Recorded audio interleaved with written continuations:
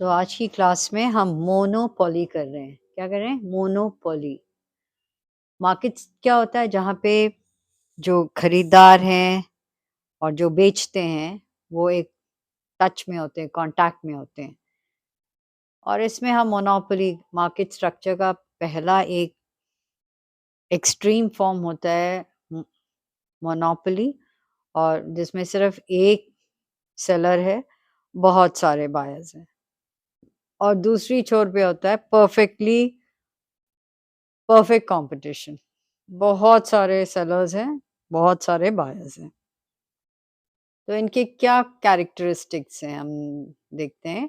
पहला है कि जी एक सिंगल सेलर है, एक ही विक्रेता है, एक ही सेलर है, एक ही बंदा है जो बेचता है चीज़ें।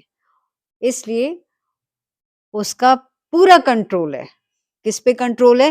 प्राइस पे, प्रोडक्ट पे पूरा कंट्रोल है।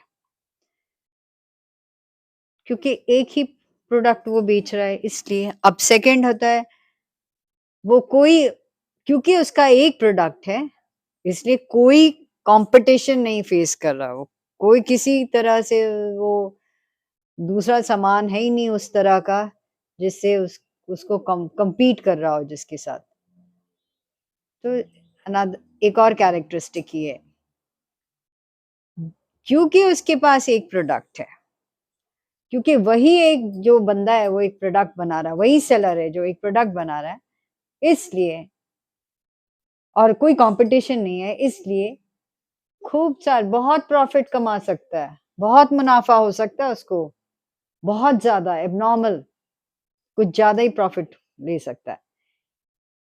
लेकिन कभी-कभी ऐसा होता है, उसका हो सकता है लक्ष्य है कि खूब सारी उसकी चीज़ें बिकें, उसका जो प्रोडक्ट है वो ज़्यादा बिके, उसका नाम हो, उस प्रोडक्ट को जाने लोग, तो फिर क्या करेगा वो क्या करता है, डिफरेंट प्राइसेस जो है डिफरेंट एरियाज़ में मार्केट के चार्ज करता है।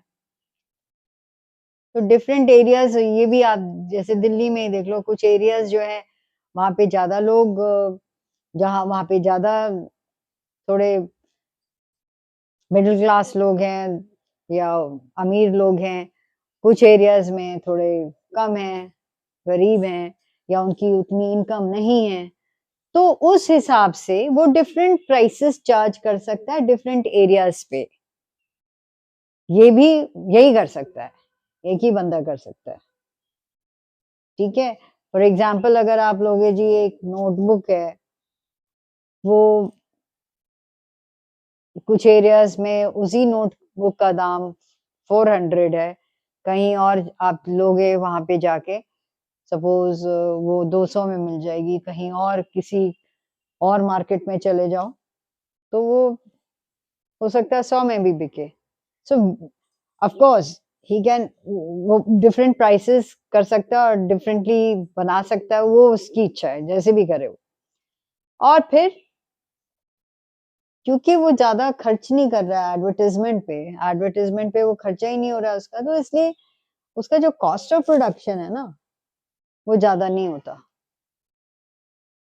तो इसलिए कॉस्ट ऑफ प्रोडक्शन लो है और जो मर्ज़ी कीमत लगाए तो सारे क्या है, मुनाफ़ा ही मुनाफ़ा है। तो ये है मोनोपोली के कैरेक्टरिस्टिक्स। तो आपको क्या करना है, आपने इसको हर एक को डिफ़ाइन करना है। डिफ़ाइन करो मोनोपोली क्या होता है और इसके कैरेक्टरिस्टिक्स क्या हैं, ये देखो। ठीक है?